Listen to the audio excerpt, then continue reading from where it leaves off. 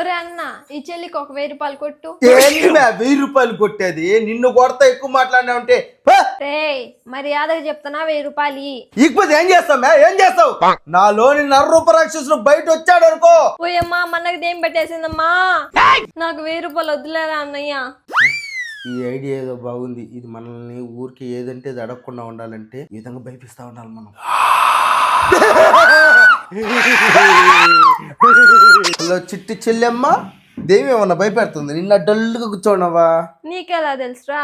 అవంతే అలా తెలిసిపోతా ఉంటాయి. నన్ను ఇంకేమన్నా అడుగు, అప్పుడు చెప్తా. ఏందది? దీన్ని చూసా నేను భయపడిందా అంటే నన్ను ఈడేని భయపించిందా చెప్తా.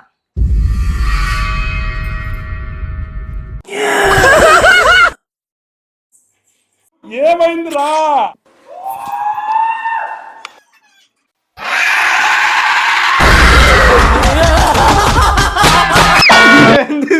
నేను ఆ పిల్లలు భయపిస్తున్నాను.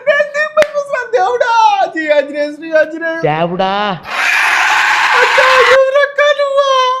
నన్ను ఎందుకు పట్టుకొని వేపిస్తున్నావు అక్క? నీకు తండ్రి పెడతాను అక్క. నాకు ఒక 10,000 కావాలరా. ఏమక్క దెయ్యాలు కూడా ఏదైనా వ్యాపారం మొదలు పెట్టే అక్క? డబ్బులు అడుగుతున్నావా? నా దగ్గర రూపాయలు లేదక్క. నీ లవర్ లక్కీకి ఐఫోన్ తీసినావంట కదరా. అది చాలా సీక్రెట్ విషయం కదక్క. నీకు తెలిసిందక్క.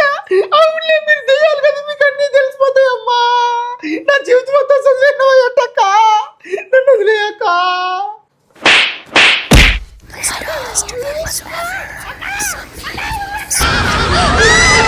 లీరా అక్క అప్పుడు నా దగ్గర ఫోన్ తప్పింకేం లేదక్క. నన్ను వదిలేయక్క.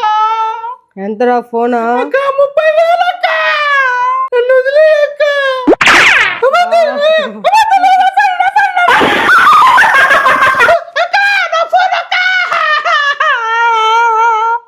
అవును, దెయ్యాలు ఫోన్లు కూడా వాడతాయక్క. ఎక్కడికి రా? అక్క నా ఫోన్ దుబ్బైనా మళ్ళీ ఎందుకు వచ్చినా నువ్వా? ఎక్కడికి రా? అక్క చూస్తానక్క. మళ్ళీ వస్తావా? ఏమక్క ఇంకొక రౌండ్ ఏమైనా వేసుకుంటావా? పవిత్ర నేనే ఎందుకంటే భయపడతా ఉన్నావా? అబ్బా సర్వేష్ మా నాన్న. ఈ పవిత్ర రంగంలో దిగిందంటే దయానికి ఉచ్చులు పడతాయి. నువ్వు సూపర్ మే. వాడు నన్ను ఎట్ట భయపెట్టినాడు తెలుసా నీక? భయం అంటే ఇప్పుడు అడుగు మీ అని చెప్తాడు. వాడు 1000 రూపాయలు అంటే ఇలేదు మే.